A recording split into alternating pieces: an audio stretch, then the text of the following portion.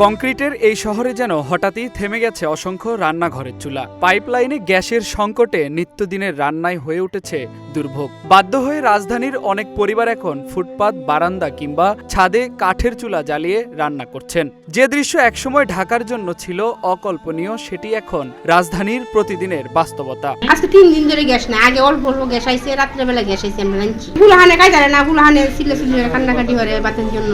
ফুলহান দেখি বাদ দেওয়া লাগতো না, অনেক লাকড়ি দেন আনদি।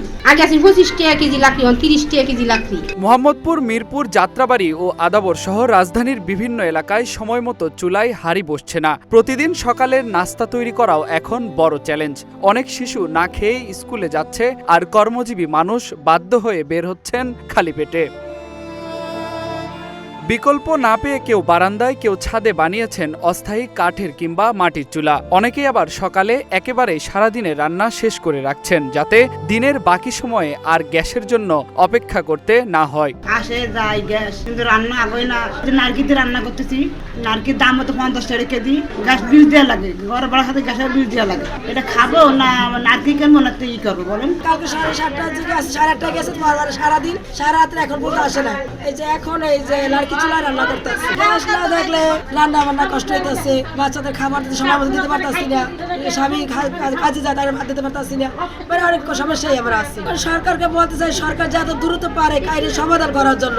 নিত্যদিনের ঊর্ধ্বগতির এই সময়ে কাঠ কিনে রান্না করার বাড়তি খরচ যেন সাধারণ মানুষের দুর্ভোগ আরও বাড়িয়ে দিয়েছে। মাস শেষে গ্যাসের বিল নিয়মিত পরিশোধ করলেও মিলছে না কাঙ্ক্ষিত সেবা।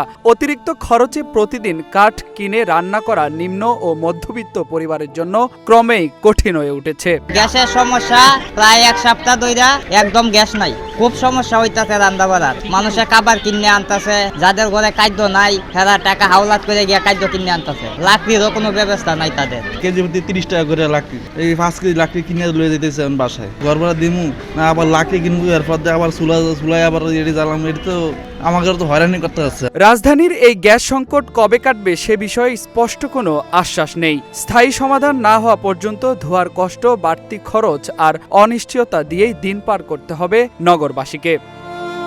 ফেরদৌস প্রামাণিক, দৈনিক ইত্তেফাক, ঢাকা।